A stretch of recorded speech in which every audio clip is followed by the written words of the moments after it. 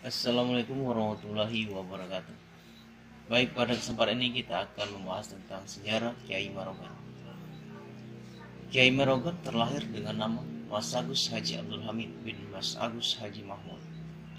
Namun bagi masyarakat Palembang, julukan Kiai Marogan lebih terkenal dibanding dengan nama lengkapnya.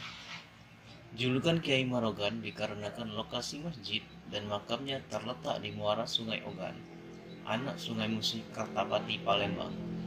Mengenai waktu kelahirannya, tidak ditemukan catatan yang pasti. Ada yang mengatakan ia lahir sekitar tahun 1811 dan ada pula tahun 1802.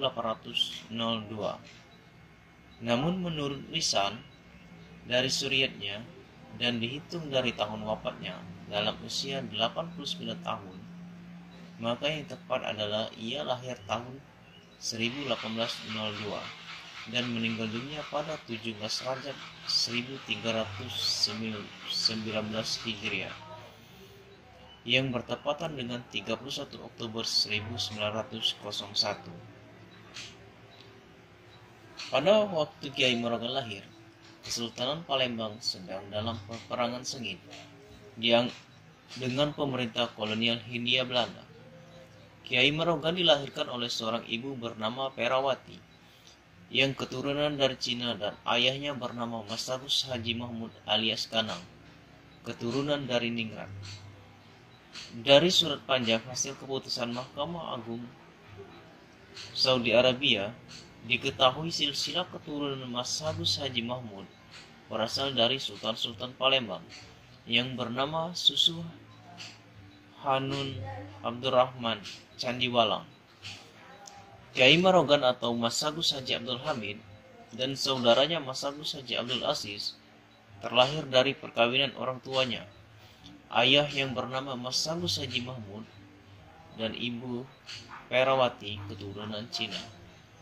Adapun saudara yang lain, ibu bernama Mas Sayu Hadijah dan Mas Sayu Hamidah.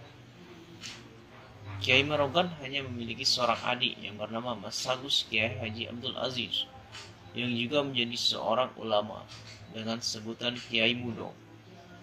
Sebutan ini dikarenakan ia lebih muda dari Kiai Marogan. Kiai Mudo lebih dikenal di daerah Muara Inim seperti Gumai, Kartomulyo, Betung, Sukarame, Bulumbang, Lembak, dan sekitarnya. Sebagai anak yang lahir dan dibesarkan dari keluarga bangsawan, Kiai Marogan memperoleh pendidikan agama dengan istimewa. Hal ini dikarenakan di dalam lingkungan Kesultanan Palembang, agama Islam punya tempat yang terhormat, di mana hubungan antar negara dan agama sangat erat, sebagaimana dibuktikan oleh birokrasi agama di Istana Palembang. Birokrasi ini dipimpin oleh seorang pegawai dengan gelar Pangeran Penghulu Naga Agama. Di samping itu, Kiai Marogan memperoleh pendidikan langsung dari orang tuanya, yang ternyata merupakan seorang ulama besar yang lama belajar di Mekah di bawah bimbingan ulama besar seperti Syekh Abdus Samad Al-Balimbani. Setelah wafat, ayah Kiai Marogan dimakamkan di negeri Aden, Yaman Selatan. Melihat kecerdasan Kiai Marogan dalam menyerap ilmu agama, kemudian orang tuanya mengirimkannya ke Mekah untuk belajar mendalami ilmu-ilmu agama. Kiai Marogan tercatat pernah belajar ilmu-ilmu agama seperti fikih, hadis, dan tasawuf. Hal ini dapat diperoleh dari isnad yang ditulis oleh Syekh Yasin Al-Padani Mudir, pimpinan Madrasah Darul Ulum Mekah. Dasar-dasar pendidikan agamanya diberikan oleh ayahnya sendiri, Ki Mas Agus Haji Mahmud Kanang, yang juga sebagai sufi Kelana dan wafat di kota Aden, Yaman, yang makamnya terkenal dengan nama Kubah Al-Jawi. Ketika remaja, Abdul Hamid belajar berbagai disiplin ilmu agama Islam pada ulama-ulama besar Palembang. Waktu itu seperti Syekh Pangeran Surya Kusuma Muhammad Ashwad, Syekh Kemas Muhammad bin Ahmad, Syekh Datuk Muhammad Aqib, dan lain-lain.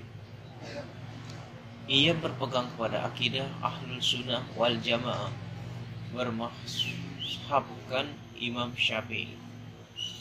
Sedangkan di bidang tasawuf, ia mengamalkan dan mendapat ijazah tarekat Syamaniyah dari ayahnya sendiri dan tarekat Naqsyabandiyah dari para gurunya.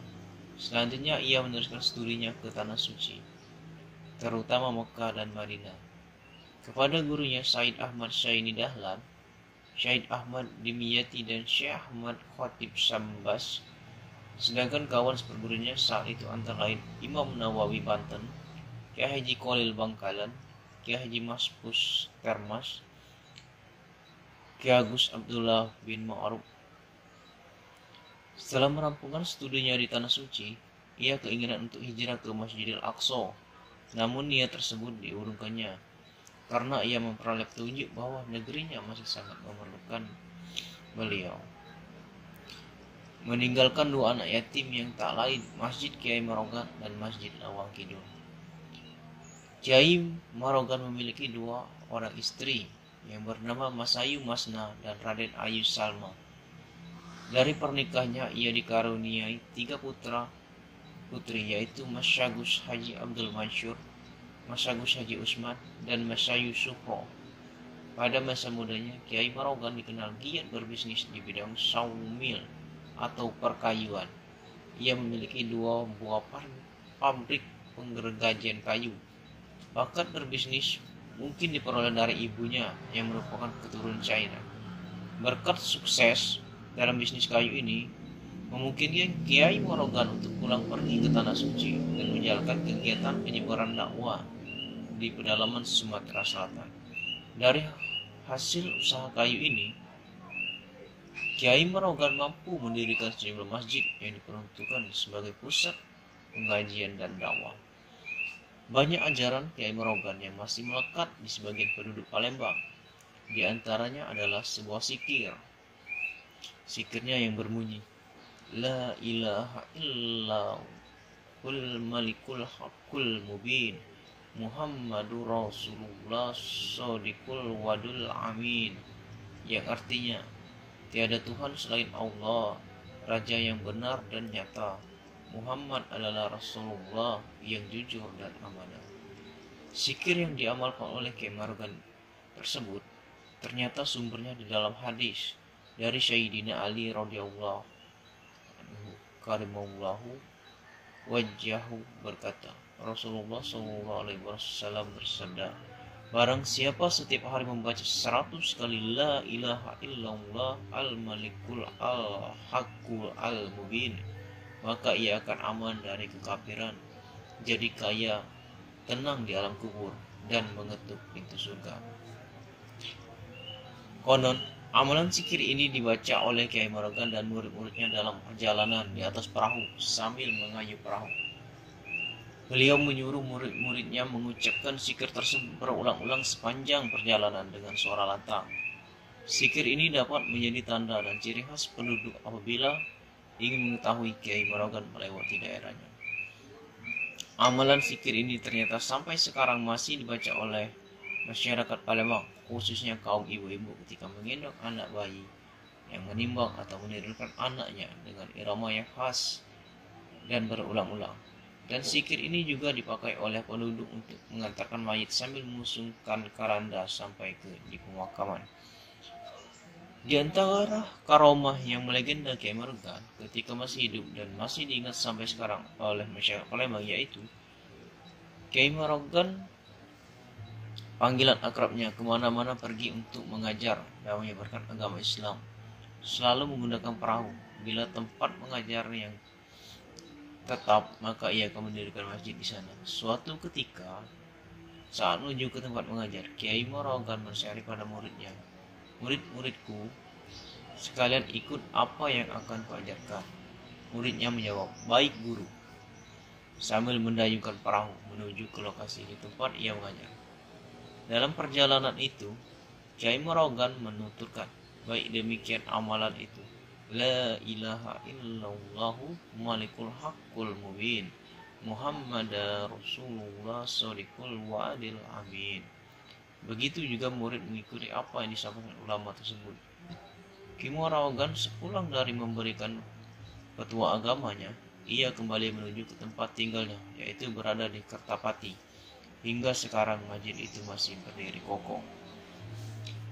Begitu besar keyakinan pada Allah, ketika itu tahun 1911, di zaman pemerintahan penjajah Belanda, seorang dari prajurit Belanda berkata pada Kiai Morogan, tanah untuk kereta api ini harus diperluas. Kiai Morogan dengan tenang menjawab, tanah itu bukan menggeser tanah pabrik kayu milik kami. Kami tahu Tuan, tapi permasalahan tanah ini untuk kepentingan masyarakat banyak, ungkap prajurit utusan Belanda itu kepada Kiai Morogan. Kiai Morogan menganggukkan kepala. Baik, kami ikhlas, ini untuk kepentingan masyarakat dan negara, silakan. Setelah itu pabrik kayu milik Kiai Morogan ini pindah di kampung Karanganyar, dan pabrik ini diberikan kepada Mas Agus Haji Muhammad Abdul Mansur. Tanah wakaf milik Ki Morogan itu hingga kini jadi milik PT Kereta Api. Pada saat itu Kiai Morogan telah mengadakan ceramah, yaitu berada di sekitar Masjid Kiai Morogan Kertapati, hingga terdengar dengan sangat lantang bunyi beserta isinya adalah milik Allah. Jemaah mendengarkan itu dengan penuh perhatian sekali, sehingga terasa sejuk dan nyaman bagi siapa yang mendengarkan pada waktu itu. Di saat itu, tak lupa beberapa orang Belanda mendengarkan dan menyaksikan ceramah yang disampaikan oleh Ki Morogan tersebut. Tentu tugas mereka hanya untuk mengawasi kegiatan yang dilakukan Ki Morogan. Kembali terdengar dengan lantang apa yang disampaikan oleh Ki Morogan. Ia menyampaikan petuahnya pada jemaah, kekuasaan Allah itu maha besar. Jika ia berkata jadi, maka jadilah ia. Penuh perhatian sekali jamaah menyimaknya, sehingga kembali terdengar seruannya, Allah mengetahui apa-apa yang tidak diketahui oleh manusia. Seorang hadirin bertanya, guru, apa misalnya kekuasaan Allah yang tidak mungkin diketahui oleh manusia itu? Kiai Morogan sambil ia berdiri di hadapan para jemaah, misalnya tiap-tiap ada ayat di dalamnya, selalu akan ada ikannya. Mendengar itu, spontan seorang prajurit Belanda yang tengah mengawasi Kiai Morogan dari sejak tadi tiba-tiba berkata, bagaimana dengan air kelapa? Apakah ada juga ikannya? Insya Allah, jika Allah menghendaki, maka ikan itu akan ada, tegas Kiai Morogan sembari mulut tetap berkomat kamit menyebut nama Allah. Serta merta prajurit itu pandangannya mengarah keluar masjid. Apakah kelapa itu juga ada ikannya? Kembali prajurit itu menunjukkan pada sebuah pohon kelapa yang ada di luar. Serentak Ki Morogan beserta dengan para jamaahnya menuju keluar untuk membuktikan kekuasaan Allah tersebut. Maka diperintahkanlah seorang murid Kiai Morogan memanjat sebuah pohon kelapa. Sejenak saja sebuah pohon kelapa diletakkan di hadapan Kiai Morogan, juga disaksikan oleh para jamaah lainnya yang hadir pada saat itu.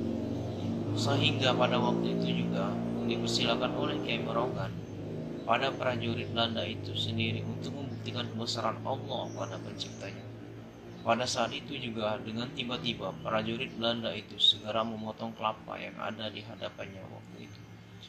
Sungguh hal yang tidak dapat dikira, dari dalam kelapa yang dipotong itu muncullah seekor ikan seluang. Sejak saat itu sekitar Masjid Kiai Morogan terdapat ikan seluang, dan di sekitar masjid tetap berdiri pohon kelapa. Sekian cerita dari Alkisah dari saya tentang sejarah Kiai Morogan. Sampai bertemu kembali. Wassalamualaikum warahmatullahi wabarakatuh.